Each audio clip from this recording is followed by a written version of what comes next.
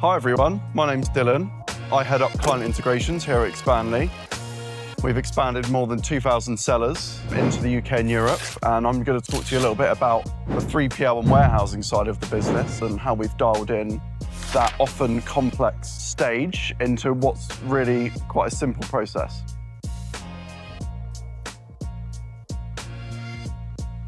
Well, I think you've got to think about the stage in which this starts. I think all the other onboarding stages, your VAT applications, your EPR registrations, and all those fun things that the regional governments make you do, probably instills an expectation that warehousing is going to be just as complex. You hear the word onboarding and you think, oh, it's more of this. But really, it's just, all 3PL onboarding is giving us your product information so we can upload that to our system. And then we just have a discussion about what you want to ship, how you want to ship it, and where you want to sell. You know, it's just about working with you to meet those kind of short-term objectives and then thinking a little bit longer about where you want to sell, different regions, different marketplaces. But essentially, we just need your product information.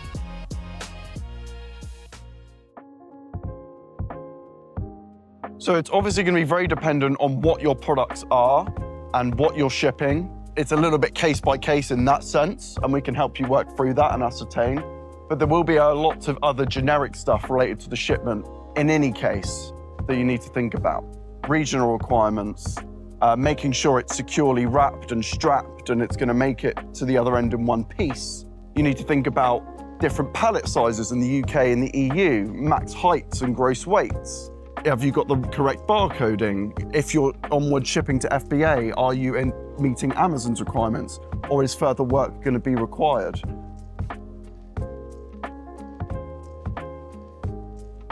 Yeah, so this is quite an overlooked one, especially if your experience is mostly within North America and you're now shipping to the UK or Europe for the first time. We have completely different pallet sizes. So there's an American pallet, which is about 1 by 1 meters. But in the UK, we use something called a standard pallet, which is 1 by 1.2 meters. And it's got slightly different entry points, like the forklifts are different.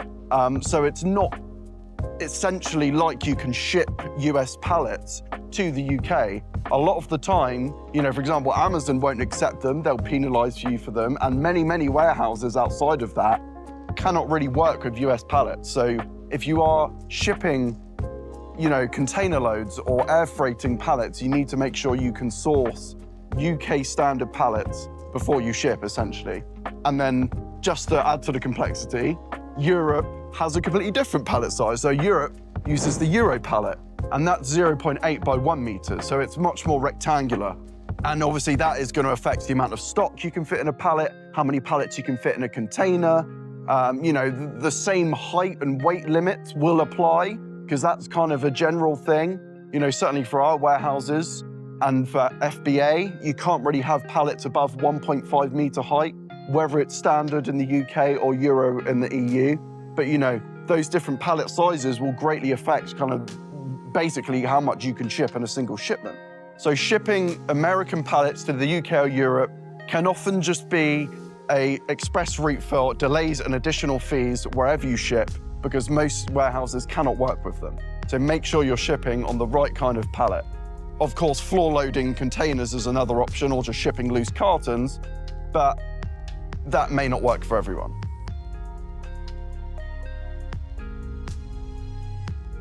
Well, these are the two big options, especially when shipping transatlantic or from Asia, when you've got to cover large distance. While sea freight is always going to be the economical option, you can fit more stock in a single shipment and get more bang for your buck.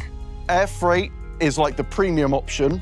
You know, a sea freight will probably take 4 to 6 weeks from the East Coast, maybe 8 to 12 from China to the ports in the UK and Europe. Air freight can take 3 to 5 days, but you're probably not going to ship more than 1 to 2 pallets of stock air freight before the prices just start getting ridiculous. Unless you have extremely high value stock, you know, if you want to ship any more than 1 to 2 pallets, you're going to need to probably put it in a container and put it on a vessel. But, you know, what you can do is kind of a hybrid strategy. So if you want to test the market with a smaller shipment and get a bit of momentum, get a bit of cash flow before you commit to 40-foot container worth of stock, there is the option of doing a small amount via air freight, few cartons, maybe up to 1 pallet, and then you could get that directly into FBA or directly into wherever you want to sell, and that can be there in a very short amount of time. You can use that to assess the market, see how that stock fares, see how the market reacts, and then basically use that time to plan your big bulk shipment that may be 6 to 12 months worth of inventory in that container or multiple containers. But yeah, I would say air freight is the premium option. You can't ship as much stock, even though it's much quicker, but it can be a way to be like an express route and get a small amount as a priority.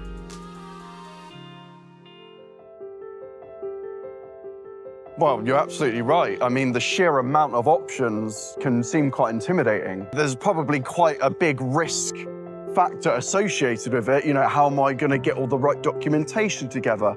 How do I know it's not going to run into any slags along the way? How do I know it's going to clear customs? How do I, you know, all this kind of stuff. It can seem like a bit of a minefield. So, you know, that's what we're here for as well. We do have in-house freight forwarding and customs clearance team who's very happy to provide you a quote and any consultation you might need about what documentation I need, what's included with the service, how's this all gonna go, and, you know, just someone kind of with you hand in hand throughout that whole shipment journey. So, you know, from the point of it leaving your manufacturer, point of origin, we can have it covered all the way to reaching our warehouse front doors, and then it's a nice, clean handshake into, you know, that start of your 3PL journey. So to summarize, yeah, this warehousing and shipping piece is that final step into making the expansion reality and being physically present in those new markets. It's been a long way to get here. We've got through the VAT, we've got through the product compliance, we've got you registered, you've got a responsible person, and this is that final hurdle into making your expansion a reality, and we're here to help. Okay. Sorry, if you ship, but